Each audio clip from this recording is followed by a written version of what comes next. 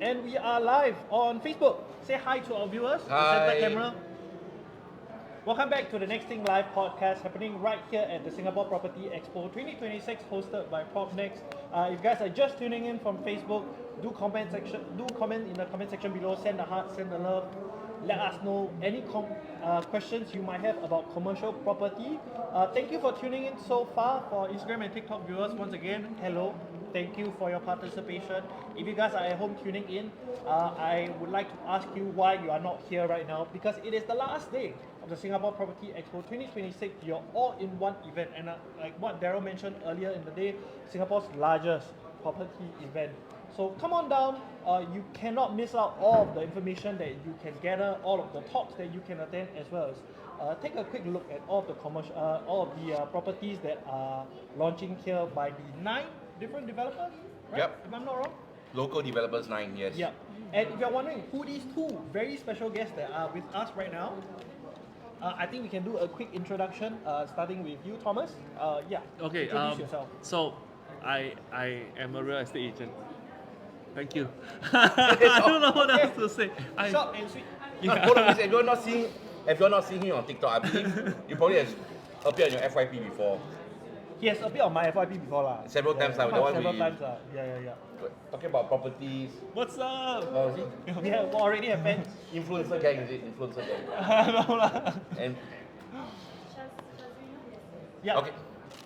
Okay. And then Torie, we have you next. Okay, hi, I am Torie. I'm an Associate Group Director in PropNex under Richard Tan Division and a team member in a specialist team of PropNex Shophouse Elites. So we are very focused on commercial real estate as well as shop houses. Okay, I think this is a very interesting session, right? Because we do have, we definitely prepare a few questions since we're talking about commercial properties today. But Thomas seemed to Yes. be quite interested to get us started, right? Yes, I've got He has, some quite questions some- that will really, like even I myself am genuinely curious. Okay, so maybe we can have Thomas kickstart this Yeah. session. Yeah. Okay, so the first question is to Torie, right? So you're specialized in like shop houses. So not too long ago, there was like correct me if I'm wrong, I think I saw in the news there were like 300 over shop houses that went back into the market because of the busting of the money laundering group. So when these shop houses they go back into the market, right? How is the kind of what is the kind of price that they are looking to sell versus when the money laundering people bought it? Are they selling it for cheaper than when these people bought it, or is it more expensive, or how does it work? So I think back then when the money laundering happened, so the prices were all jacked up. It was jacked up. Okay. It was all jacked up, and you know that. So when the whole scam came undone, and Yeah. then these inventory got back into the market, Yeah. I think it kind of normalized the price, because at one point the prices were going up very fast, and so now with that. It's done and dusted already, so all the units have been absorbed back into the market. Oh, so all 300 over units, correct? Because I saw in the news there were like 300 over units that the banks took back because of the money laundering, right? So people buy already. So yes, in fact, that was a window of opportunity. Oh man, we have missed one window of that, opportunity. There were a lot of seasoned investors, local shop house investors who were just waiting for the opportunity. So a lot of them went back in to grab these shop houses because that was the opportunity. It was that window of opportunity then, and then they were picked up at, I think, fairly reasonable, good price. So that kind of normalized the price, and then now we are seeing still very healthy demand for shop houses because in fact at the start of the year, in January, we could feel the market momentum was very strong until the war started. Okay. When the war started, the first half of the year slowed down. But it didn't mean that there was no demand. The demand was there was liquidity in the market, there was capital flowing in. But what the market then did was they played a wait and see approach. So we saw a more subdued first half of the year. But now as we are going into the second half, we are seeing, people are coming out to acquire, so they are more ready to take action now because I think they can see that interest rates are still fairly favorable, and the war is things are gonna settling down ease a up, little yes. bit. Yeah. So that's why we're seeing. I think second half we have a good feeling the market will be much stronger compared to the first half. So when you say, right, that the money laundering group jacked up the price of the shop house, so what was the discount that the people got when the 300 over unit came back into the market? As compared to when it was, I mean, obviously when the money laundering group all want to buy, right, there was a surge of demand, so the prices went up dramatically. So when they sell, when the banks took it back and they sell, there was a window of opportunity, these people got it at a discount. So what was that discount? I think Like how many percent cheaper was it? I would say that it went back to kind of like pre-COVID kind of prices. Ooh. So at least a 30-40% minimum. I think it ranges depending on where the location is. Mm. So yeah, so I think there was a good range from maybe 20% and up. Yeah. So, but overall, I would say that that was a good correction for the market because that actually helped to make shop houses more, reasonably priced, back in the market. And the demand is still sustained, not just from local buyers, but also, not just from overseas buyers, but also local buyers. We're seeing more. In fact, I think just now when we were chatting, I was just saying that it's also quite heartening to see that these are our heritage assets, with a very strong history. Singapore history is our Singapore story, right? It's nice to see that I'm seeing more and more younger generation buyers interested. Youngest, like 30s. Oh, 30s can buy 40s. shop house. can buy some house. I'm so poor. Wow, my God, what are we doing here? I'm about there. I feel like I quite fast. Yeah. Now, some of them are from also the next generation of the next generational wealth, but we also see some of them coming together to do co-investment, right? Because the way commercial real estate you can structure is you can acquire through company structure, so that allows more interesting ways of acquisition rather than residential where it's just under personal name. So that opens up options for co-investment, and we're seeing more of that from the younger Singaporeans. They are interested in this segment and they want a piece of it. They want to own a piece of Singapore history, a piece of our heritage. So I think that's good news. Yeah. Okay, maybe we can let our viewers know, right? For those people who really don't know much about this, right? The difference. I think they are quite familiar with residential investment as opposed to commercial. What do you think the key differences are when we're looking at commercial investment?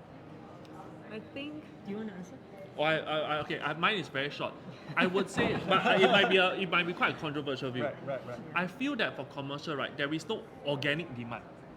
Okay, like for residential, everybody needs a roof over their head. True. Yep. Yeah. Now, for commercial, the demand can be volatile. So when you make it big, you really make it big. And when, like for example, COVID hit businesses that cannot afford the rental anymore, you will lose. And there is a lot of people out there who made money during the COVID period, and then they will position themselves like, oh, now I help so many people make money, so you all must listen to me. Like I'm the god of real estate. I can give you the best advice. And I would say that anybody who made the move during that period, they all make money.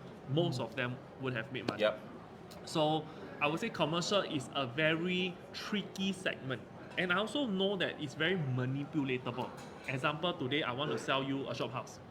Example, I'm just saying that I know that people do this. Okay.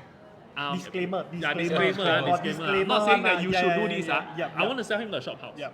And then he say, Thomas, your shop house, the yield sucks there. Then maybe my friend is 7-Eleven, my friend, personal friend. Hey brother, 7-Eleven, can you come and sign a 3-year tenancy? I'll jack up the yield. Then now the yield good. Then now you say, wow, okay, good, sell. But is it, maybe it has been factored to the selling price, right? Maybe my friend might break the lease. Yep. So it's a lot of nooks and crannies and things that could go right and wrong. It's a very interesting segment. That's what I can say. But I think commercial real estate is typically not. It doesn't come to mind first, right? People will naturally look at the next property. Okay, buy residential, right? Because that's what they're familiar with. Yep.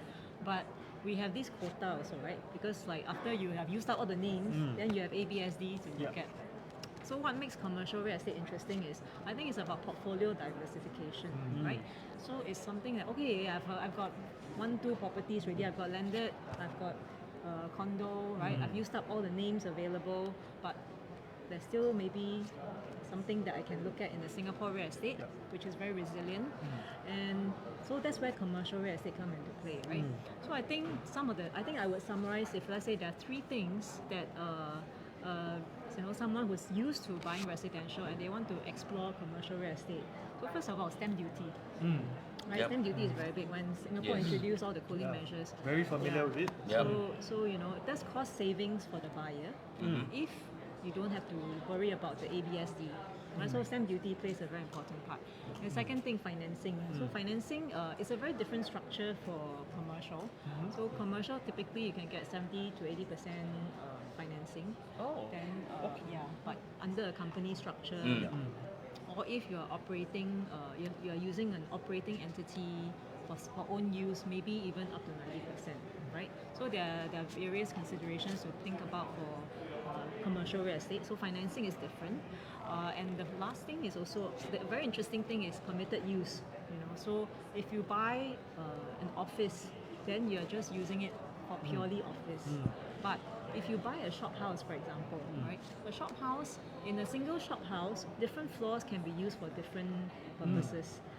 So you have to do your part to check or get the realtor agent who's helping you to check what is the permitted usage. But there lies the flexibility in shop houses, where you in one building you can have different usage on different floors. So Yep. it makes it more versatile, right? As an investment property. So I would say, stamp duty, financing, and permitted use. These are some of the 3 things that someone new to investing in commercial real estate should look at before they dive in. Actually, I have a question. These are very. I feel like it could just be me amongst all of us. Like, have you ever thought about living in a shop house? Like living and then downstairs, you either open up your own cafe or you rent it out. Well, that's a is that- damn good question. Have you ever thought about? Because honestly speaking, I have it. Because I always thought, and I think you brought up a very good point. It is very heartening to see more of the younger generations kind of adopting and trying to preserve, do their part to preserve all of these shop houses, especially when you look at a lot of the old Singapore history books. Yeah. Back in my time, I don't know, maybe now they update to the history books. It's like Singapore River is clean all the while. But actually, last time our history books, when you see historical photos, right? Actually, one of the first few photos you usually see, right, is the old shop houses. Yeah, right? by the Singapore River, yeah. And that's where a lot of Singapore's history comes in. So when I was younger, I actually thought when it came to property and next time owning my own home, trying to be an entrepreneur, shop houses would be the number 1 thing I would consider. Do you all feel like that is still I don't know if number 1, if you all have ever thought about that, and number 2, right, if there are still I guess people in the market who are kind of looking to do that in this day and age where you have home-based businesses or you have those outside vendors who people are outsourcing all of these things versus now where in this trying to preserve the heritage you have people buying shop houses and trying to start their own business from that shop house. So I think shop houses is very. This is a very interesting segment because I think in terms of what you said, right? I personally love the idea of conservation shop houses since I was in university. So yesterday I visited I visited a friend's house in Blair Road, and he lived in a conservation house, but that's pure residential, right? Then I said, wow, I would love to live in one. And then as I got into this real estate business, and I understand there are so many different types of shop houses. So even conserved shop houses, they're full commercial, there are mixed ones as well. So I think while most of the shop houses today are actually owned for investment purposes, a lot of the owners are actually looking to acquire them for wealth preservation and as a legacy, as part of legacy planning, right? So they will still keep it and then let the next generation decide what they want to do with it. And because it's got such strong capital gain potential, in fact, it is the best performing asset class in Singapore's real estate. Better than HDB, BTO. You want me to tell you the numbers? But I thought Yes, please. because Wow, BTO okay. is Enlighten us. BTO is low cost, low The everything. cost I feel it's not getting I think it does start out as low. Okay, from a potentially future BPO owner myself, I think as I'm with PropNex for a little bit longer, right? I think yes, it does start out low, but I think more often than not, like most cases, right, you don't see the yield or the difference being like much higher as compared to like last time, where like you buy a house for like I guess 100-ish K or No like lah, still for like no lah, 100-ish K, then now it's different. No longer there already. No Yeah, longer no there, longer there no longer already, there. no longer So there since you already. talk about HDB, right? What do you think over a 20-year trend? Yeah. What is the kind of appreciation that HDB flats can gain? That's a good point. So for HDB, right, do not ever cross 10 year because 10 the year. exponential growth for HDB from BTO, right, starts from, it's typically about 1 to about 3-fold. If you get Pinnacle, it's 3-fold. You get your Tanglin Hot is Bishan, 3-fold. Bishan also highly likely curious. 2.5-fold. Wow. 1 to 3-fold is the typical. Bukit Merah. Also high. Also high. So the thing is this, if your exponential growth happens, for example, your 2-fold happens in the first 5 years, then the moment you keep for 10 years, 20 years, right, then you're amortizing that 20% over a longer period of time. So you want to capture the growth as early as you can. So you cannot look at it from a investment standpoint. That is a consumption standpoint. And also back to just now the question that you asked, right? I think a lot of people have this misconception that shophouse can stay and rent out. But the thing is, the valuable shophouse are full commercial Yeah, full aspect. commercial. Yeah. So if you buy the full commercial, you cannot stay. Yep. Those that comes with residential aspect, it is a bit not as desirable as the full commercial aspect. So the whole staying and renting out, the whole historical thing, it no longer really exists. Wait, but Okay, Torie views? while there's full commercial shop house, right? The usage, there's also temporary usage that you can apply. So some of the full commercial shop houses, you will have situations where you see upper floor as a permanent residential approval. Right? Oh, then those will be super valuable. So we super have seen that, and then or even if you have a temporary change of use, because co-living is very popular now as Yep. well. So a lot of shop houses are also converting some of the upper floors into co-living usage. So again, temporary change of use is possible. So you can live your dream for a while, right, and do that.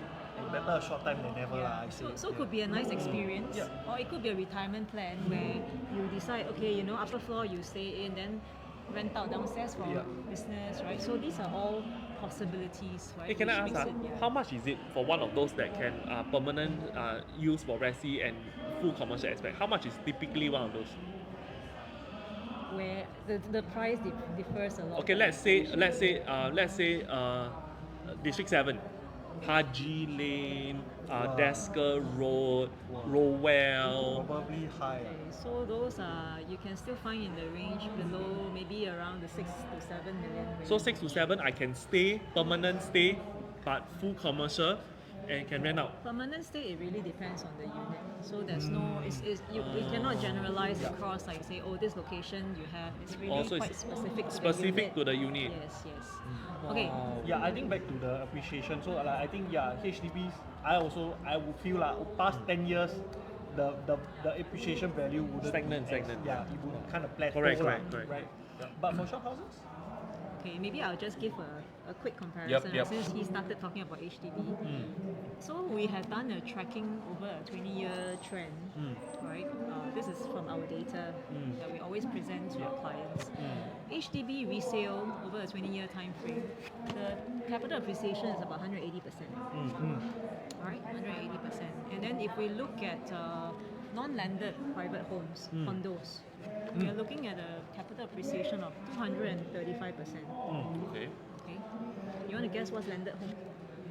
Landed. Landed should have exploded quite a bit. we should ask Ismail. Okay. 20 years, I've got zero. For 20 years landed, I think at least I don't know, 300. 332% that we have tracked. Yeah. So what do you think shop houses can get you in terms of a capital appreciation? Well, 20 years shop house is explode like crazy, especially with, and this is a controversial statement. Yeah. Shop house is one of the best washing machine in Singapore. Washing machine. Washing machine. Like, Don't say that. wash what? Wash what? Wash just washing machine. It's just like when the gang got busted, 300 over units came back That's into the true, that's market. true, yeah. Actually, this is what makes Shophouse so good. Because it's so easy to example, if somebody wants to as in a legit businessman want to bring Yeah, money yeah. to Singapore, Yeah. you can tell this legit businessman, legit not washing yeah. Say, brother, if today you buy this shop house and you have another friend who also want to bring money in Singapore, you talk about prime, you talk about freehold, you talk about tenant who definitely want to rent, it's easy for you to bring money. It's the easiest way, man. I mean, how else are you going to legit? We're not talking about shady business. Actually, a lot of big quantum Yeah, big stuff quantum, you yes. they're all used as means to do this. But let's not talk about that. So how many percent has Shophouse grown over the last 20 years? Okay, so it's grown about 474%. That is crazy. That is Right, so absolutely crazy. 400%, close to 500%. So you can see across when we compare 500%, close Yeah. to 500%. So Yes. Yeah. that's how much it can appreciate. So Who so cares it about is- international properties? I'm going to look at what the heck, yeah. That's why. No, but our range is HDB, bro. Oh, that's She's talking about Shophouse is like No, at the she low said end, 30 yeah. plus years old can buy shop house. Yeah. already. Forget it Because already, I think forget it. For me, that's another Aspire. 3 more years. Like that, I can start being rich. Hey, but what's the quantum that these people are looking at for the 30 plus year old one? What is the price range they usually look at? So we have people who look at below 10 million, right? So like What, under 30 below 10? I think those below free 8 Toto one. million. Oh my goodness. Oh my goodness. That's quite crazy. Hey, what is the cheapest entry price for freehold shop house? I think you can find maybe some in further out locations. Like Regalang?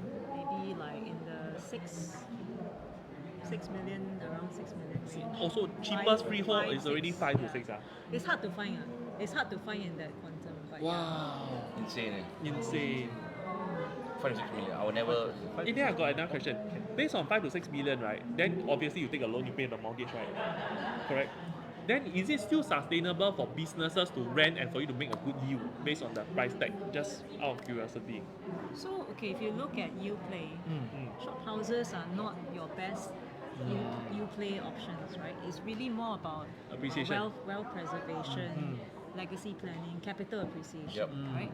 It's not, if you are comparing yield, there are many other assets or other, in fact, other investment opportunities as well that can give you a better yield. Overseas as well will give you a higher yield. So I think it's about optimizing and diversifying your portfolio. So you know that okay, you have something that is good for long-term hold and that can give you a huge quantum leap in terms of capital gains. That's not easy to find, right? And then you have some other assets that are that will give you a higher yield, for example, right? So in you have the strata office or retail or other residential, so you can balance out your yield play that way. So Shophouse is not for everyone. It depends on what kind of property stage or what the purpose, right? Yeah. Rather the purpose. So if a client came to you and they ask, hey Torie, you know what? I want to look into investing into commercial properties. What should they look out what for? should they look at if they don't know anything? If they don't, If I just want to invest and rental you, the best rental you. Then cannot buy shop house because shop house not for you. Probably not. So it depends. We have also seen some 99-year shop houses, right? 99 years leasehold shop houses that have very good yield, like 4% or 5%. Oh yeah. So yes. So that is possible. It's not that we cannot find. Yes. But it's just that you have to hunt for that kind. So it depends on the client's objectives. So we always go back and take the brief and ask, okay, what's your goal? What's your objective? Then we can drill down. And like for example, like PropNex Shophouse Elites, we to be part of our community, we have we organize like Shophouse Circle where we showcase. We talk about market insights and updates. We showcase our hot picks. Then the clients can come in and attend these events for deeper dive into they want to understand more about shop houses and how to invest in this segment. We also hold master classes. Oh wow. Shop house master class. How much? Not for us. Why? I want it. The shop I master told you class I not got expensive. dream, own shop house. Cannot lah. Hey, dream lah. Must dream big. How much is Then the you master can class? gather Big, people dream big, together. Yeah.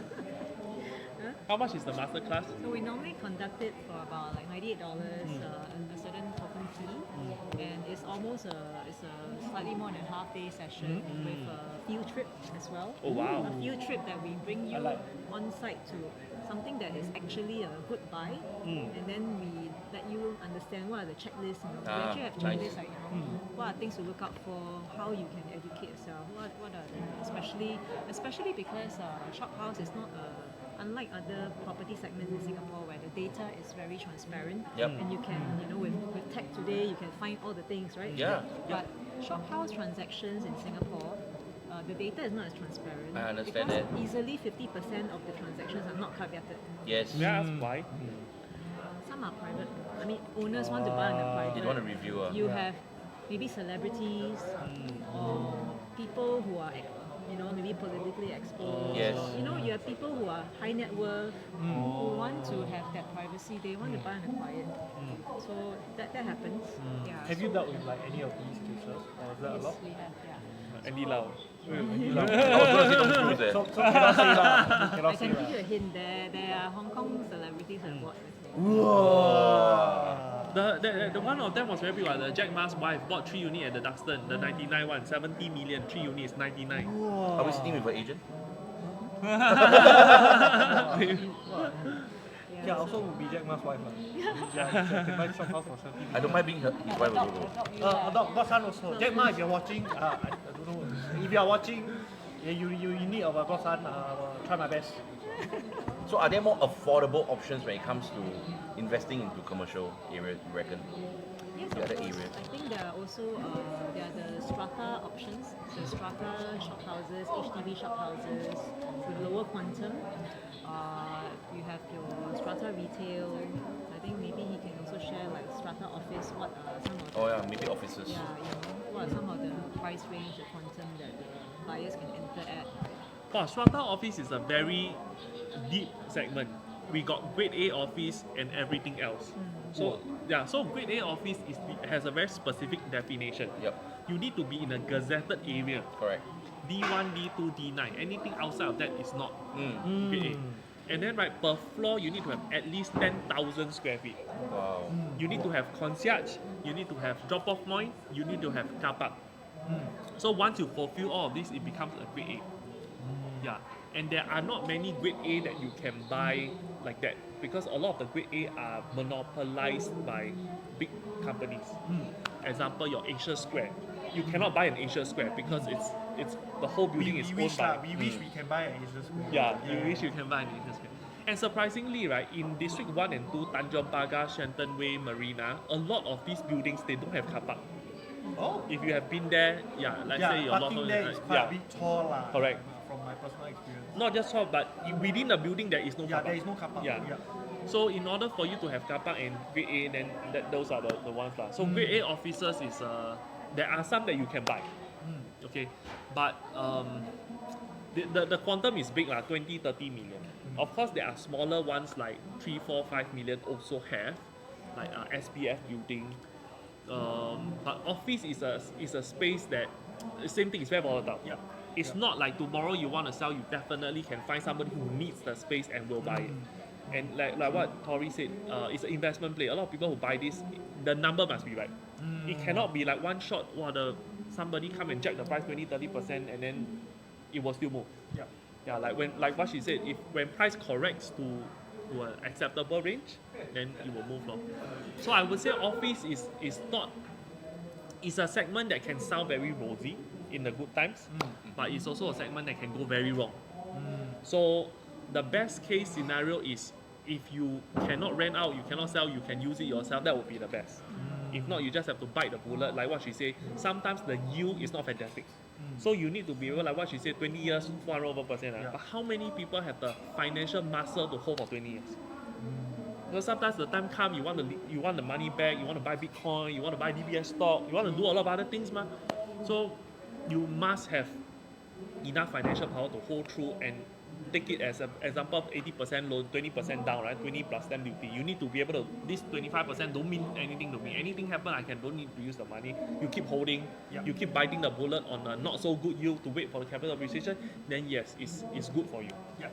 But having said that, shop houses, I mean, although the trajectory we discussed just now was 20 years, we have seen a lot of people make money as well within In a shorter fairly run. Short, In a short run. like within a 5-year period, you can actually get very good, returns as well. I mean, just to play devil's advocate a little bit, I also think it's partly because I think in the last 5 to 10 Yeah, years, 2019 lah. yeah, we have really seen That kind was of the that was market, a like just yeah. go up, and now with COVID, Correct. and with like now people slowly kind of coming back to offices. Now you see less remote working, but at the same time, a lot of companies like Yeah. PropNex also advocate for people coming back to offices, right? So on that note, like in terms of shop houses and like with a lot of investors coming in, is the trend still healthy? Like, are we still seeing more and more people like buying and investing into shop houses? Is that like a safer investment? So I think for shop houses, because it's scarce, right? Yep. The scarcity makes it so it's limited edition.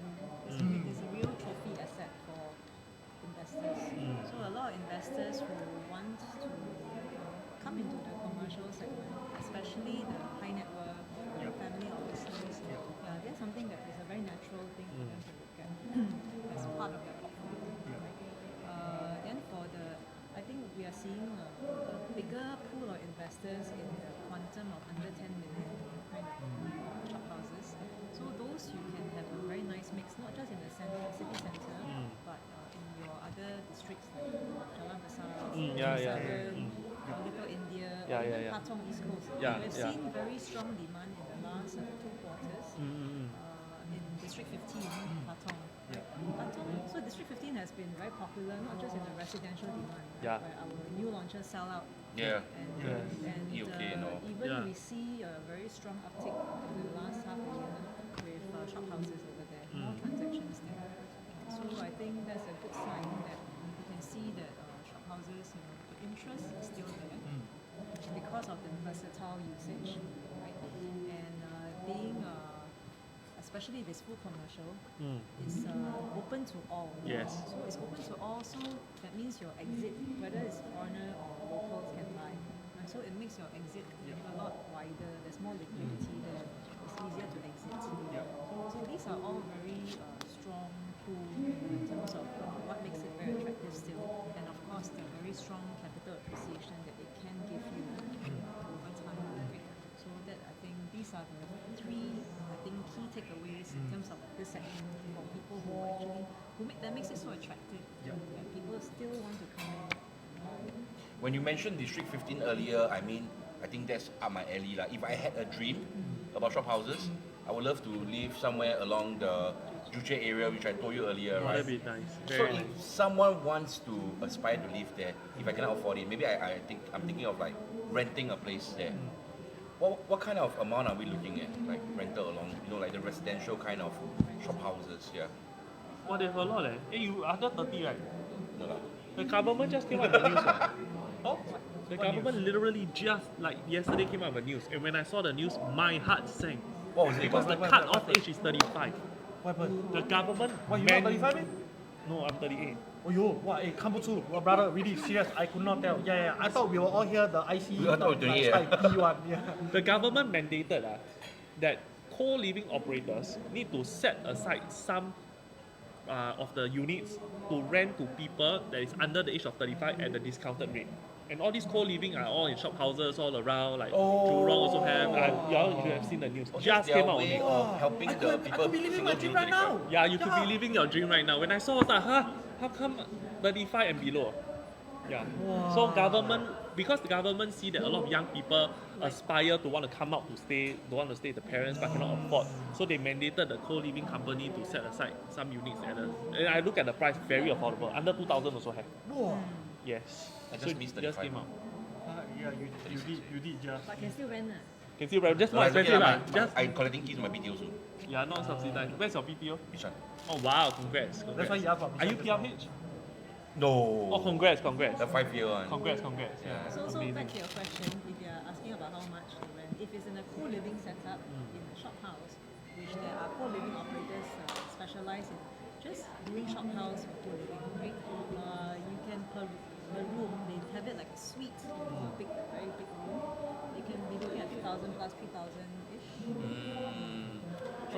could still live our dreams lah. Yes, and that's also an experience because you're living the experience of being in a heritage property, and there's still a community. So people, you get to mingle with other people. It's quite international typically, and you have spaces that are communal. So I think that works very well with a younger audience. They like to have more interactions, experiences. So yeah, that's I think a trend that will stay. Yeah, that's so honestly, commercial is such a big. Me and Daryl actually, as we were preparing for this topic, right, we were discussing because commercial is so big. So we have shop houses, we have the industrial areas as well. It's too big. So if you guys are curious about commercial property and you guys are looking to perhaps start looking into buying shop houses, or you all want to invest in any kind of commercial property, or you think about becoming one, do drop a question in the comment section below. If you feel like saying hi to our special guest or Daryl and I, or if you guys are around the area at MPS Nobody Convention can't claim Center, this. Now we open up to come open say up hi. to stuff already. Open up to stuff already. Once again, a quick shout out. If you guys are following our socials and are on this live right now, screenshot that, come down here to the booth where we are at. Show me and Daryl that you guys are following all of us on our socials, and take a screenshot that you're following our live. You get this matcha coffee. If not, we are just going to drink it for ourselves. Yeah, gonna help ourselves to it. But I think for now, we continuing the topic a little bit more because, so I think coming into this topic, right, knowing that I was gonna meet both of you, I was curious because again, just now like I mentioned, I think we see post-COVID, we see more and more people coming back into offices. But at the same time, we are also seeing a rising trend of like home-based businesses. Has that like affected, I guess, investors buying up commercial properties, or are we seeing like that's kind of going less and less? I think home-based businesses, for example, can affect certain traits of leasing, for example, like F&B, for example. Right? Home cafes and so private dining, right? So I think these are all giving consumers more options rather than going to the typical F&B space. But I think businesses have to pivot, right? They need to see that trends, consumer trends. Even the young people are not really drinking as much. Like now, they have alcohol. It's not as vibrant. Right? So I think then they have to understand what the consumers, what's the lifestyle is like. Then they just have to pivot the business accordingly. I think that's part and parcel of doing business. So while leasing now overall, I would say is soft. It's on the softer side, but it doesn't mean that businesses are not going to carry on, right? I think businesses just have to evolve and adapt over time. And the commercial real estate is still valuable in Singapore because overall, I think our macros, our fundamentals are still strong as a country. We are stable in terms of our economics, our politics, and the currency as well. So I think all these play a part in terms of Singapore's desirability as a hub, as an investment location, for them to park funds, for them to do something in Singapore. And real estate is something, especially commercial real estate, which is like what you said, it's so wide, it's so diverse. There's so many aspects of commercial real estate. We can be talking about retail malls, we can talk about hotels, and these are moving. These big assets are moving in Singapore, right? So it shows investor confidence is still there for Singapore's commercial real estate. Then it will trickle down to the smaller units, individual, whether it's shop houses or strata office or strata retail. So I think I would like to say that I think that we are still doing quite alright. I think it's quite for me and Daryl, as we were also coming into this, it's a little bit of a hard topic for us to also kind of go into because commercial wise we do see like Singapore has always been kind of marketed, not just us, right, but everywhere as like the hub, the busy bustling hub of Southeast Asia. So in terms of seeing commercial investors coming in, we still see a lot of those. I feel, I could be wrong, I don't know. I'm just humble every Singaporean person. I tell you the truth is right, Singaporeans have a lot of money. That's the truth. Yeah. God knows where the money come from, but really Singaporeans are very rich. And there is literally, and she would know, there is literally a bunch of people in Singapore who got money on standby one. They just waiting for the right. Really? Yes, they just Not have us, that. No, I don't know us, who not lah. me I don't know also. who Yeah, lah. here working No, on no, Sunday, no. bro. Yeah, yeah, So, Where's it lah? I want someone show me the way. Try, for Someone show sure, me the try. way. Yeah. So these people are just waiting for good deals and they got money and they just want the money to work harder than putting it in the bank. Definitely. Definitely. So there's a bunch of people. So when the price is right, when the correction is there, people enter. So on that note, right, Torie, what should buyers consider when choosing like an office property for their own businesses versus purchasing one as an investment? Okay, maybe I will share a little bit, but I think Thomas has also got quite a bit of. I think he'll be able to share some insights as well. On What? the So segments your he your does. question is what do people look out for when deciding to buy a? For like office for their own business Yeah. versus like they buy one as an investment. Okay.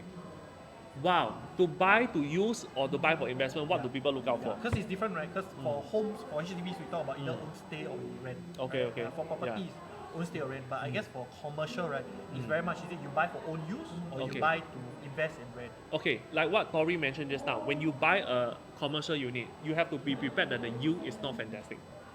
If the yield is fantastic, something is intrinsically not right with the property. Example, 99 with very little lease remaining. That's why the Honestly purchase thought price you would low, not say ma. goals, but okay. No lah, the office not I really. thought you said got- the property, the yield not high because of goals. Then I'm like, oh, okay, So that's true. in real estate, there's a triangle, right?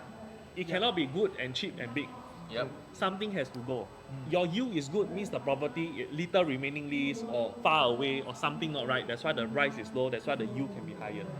So if you're buying for investment, if you're buying something with a high yield, just anticipate that the property is not 100%. And if you are buying to use, then you have to. You know that you are there for a long time, then it's okay lah. So the longer you hold, the more you amortize the cost that you put into it. Imagine you buy the office to use, you spend 500k to renovate. Then 5 years later, your business no longer exists. Then you already renovate your color, everything to your office. So all these things have to be taken into consideration. Most importantly, you have to buy within your means, because if the yield one day is not so good, if you are forced to accept a lower rental, but your mortgage is higher, you just have to accept it lah. Yeah. Yep. Don't count just to the just nice. Always make provision for the worst. Maybe adding on to what he said, for like a retail investor, coming in to just invest in an office unit, whether it's if you're buying for own use, then I think well and good you're speccing it to the size that you need, the location that you need, etc. But if you're buying for investment, then you also maybe need to look at location, the size, and what is the tenant mix around the area, for example, accessibility to amenities and MRT. So these are all factors that make the office rentable. Staff will want you close to as close to the amenities or MRT as possible, easy access, right? And you wouldn't also want to buy something that is so big that it's hard to rent out.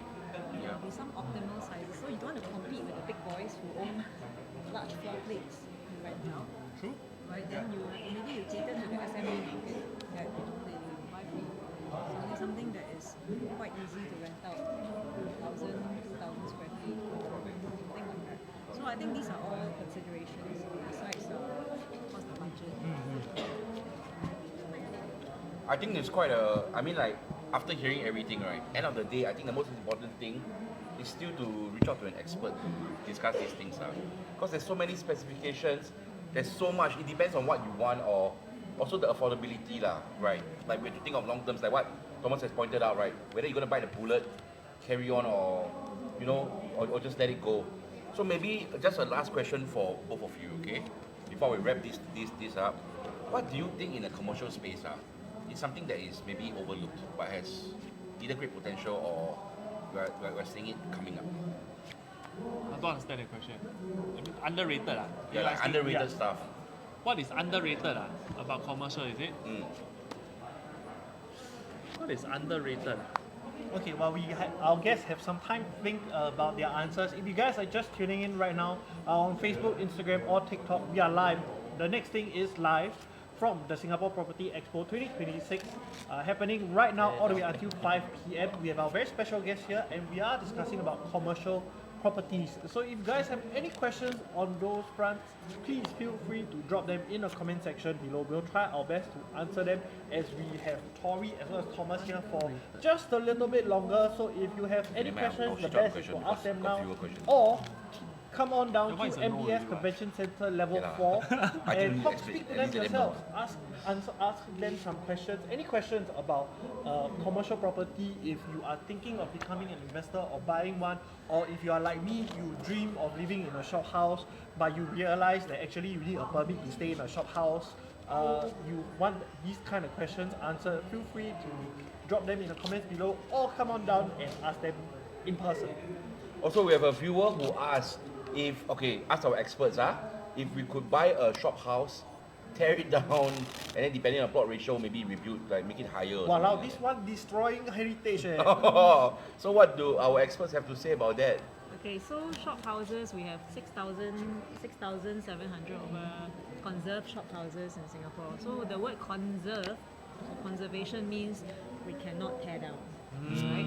Hear that, no? Whoever Don't try to destroy Singapore's history. But out of these 6,000 over shop houses, conserved shop houses, there are about half in the historic districts, which is our CBD, District 1, 2, and then District 7, Kampong Glam, and District 8, Little India. Right? Outside of it, we have some of these in the secondary settlement. So the secondary settlement gives you the option to do rear extension. So you need to conserve the front, but you can do rear extension and raise the back. So you can optimize, and then you can have the support ratio. So then you can add more GFA, more rentable area. So that is the opportunity, right, to do that. So maybe our viewer can think of that kind of option. So that kind of option. Not the whole thing, don't demolish the whole thing. Keep the front. There are also some shop houses, but those are smaller in quantities that are not conserved. So then you can then fully tear down and then rebuild the building. So for example, like Mustafa. Mustafa actually in the old days it was those old shop houses, but it's not conserved. Yeah, that's how they bought the whole row and then they tore down and then they rebuilt. Has the surrounding ones around Mustafa become conserved today? No, the conservation line is before. So that's one example, right? Interesting. So there are some of these in Singapore, smaller in quantity, that can be done. I see. That's very interesting. I never knew Mustafa was a shop house murderer. Actually, but I mean they've been like staying. They've been in the there shop house forever, for quite long. I would have also thought they would be conservation sites also. Like as in they wouldn't tear down. That line is very close. The line between the conservation in that area is like Wow, cause as in quite sayang lah. I feel like, I mean, pardon my Singlish or whatever, but I feel like really quite sayang lah. Cause quite unique to Singapore. Yes, Mustafa, I think especially that specific area, when you think of it, right, you really don't see many commercial buildings surrounding it. The most you really see is the shop houses, right, and that's kind of part of the appeal, the vibe of that area, which is quite nice lah. And I feel like it will be a bit of a waste to demolish those. So whoever that viewer is asking about demolishing, okay, first of all, that's a super chaotic question to ask. Like demolishing shop houses is a bit of a strange question. But thank you for your question, nonetheless. I hope they managed to answer your questions. Can I ask the floor if there are any more questions? None at the moment. Yeah, so Daryl, what about you? Okay, I think I am good for today. There's a lot that I can absorb. Yeah. Okay, but maybe our friends here can give us, can drop their plug, they can plug themselves. Yeah. If you want to speak to Thomas, speak to Torie, where can they find you guys? Everywhere. Everywhere, just have to Google our names. Google can really. But anyways, for people who are interested to find out more about shop houses, for example, you can follow the socials of PropNex Shophouse Elites, PSE. Follow us on our socials, and you will see a lot of educational information, our events, events, etc. So that's one way you can keep a lookout. Sorry, I just randomly thought of this question. As in, I thought of it just now and then I totally forgot about it. Because just now you mentioned that you brought people like you hold these master classes and then you go on field trip, right? And then you see like what's an ideal. Has anyone like ever attended a class, then they saw the shop house and they're like, I want to buy this one like immediately? Have. We have actually got clients who, after attending and understanding Yeah. from the master class, then after that we went to view some suitable sites and then they committed. Hey, then who get the commission? Wow. Yeah, share. Whoever brought them in, if it's a Teacher, client oh. that if I bring in customers, then I represent that client. Oh wow. Nice, huh? That's And crazy. they can register this on the... PropNex Shophouse Elite.com.sg. Ah, okay. Anyhow say. PSC, PSC. PropNex Shophouse Elites. PropNex Shophouse. You just search that, you will see. Yeah, but it. before committing, always go for the educational part first, right? The master class. Yeah. Find out for yourself, see whether it's something up your alley. Yeah. Yep. Yeah. Or That's again, right. our shophouse circle, where it's more casual. It's we give you updates on the market and showcase some hot picks. How to be in a circle? Register. How to go to the website to register? Yeah, How much I is mean, it to register be in is the free? circle? In the circle, it's free. It's just Wow. Wow, free Wow. information, a guys. master class where you go deep. You do a deep dive. That's when we collect. Okay, but it's so worth it. It sounds quite worth it. Yeah, it's, Maybe I'll need my pop up there. For our dream to be alive. okay. I register you for the next. Once again, thank you so much Thank you for so joining much us in for this joining us live today. podcast. Thank you so much. I think it was very informative. If you guys are just tuning in, we will be away on a short break, but coming up, we will have another very special guest to talk about more commercial properties. So if you guys have more questions to ask, but you a bit paiseh to ask, you can either save them for a little bit later or come on down to the Singapore Property Expo 2026 happening right here at the MBS Convention Centre, level 4. We will be here all the way until 5 p.m. So if you are at home right now, what are you doing? Get off your bed, come down here in Singapore. It only takes you like 30 minutes to get. And if you make that trip, especially so, follow us on all of our socials. Screenshot that you are watching this right now. We will give you this Bacha coffee set. This not applied to agents, by the way. So if you are a PropNex agent or property agent, this one Or this PropNex one, staff. or PropNex staff. This is only applicable to members of public. If not, I give this to all of us already. But thank you so much. Thank you so much, Thomas. Okay, so thank much, you. Torie. Thank you for joining We will us. see you in a little bit. Okay.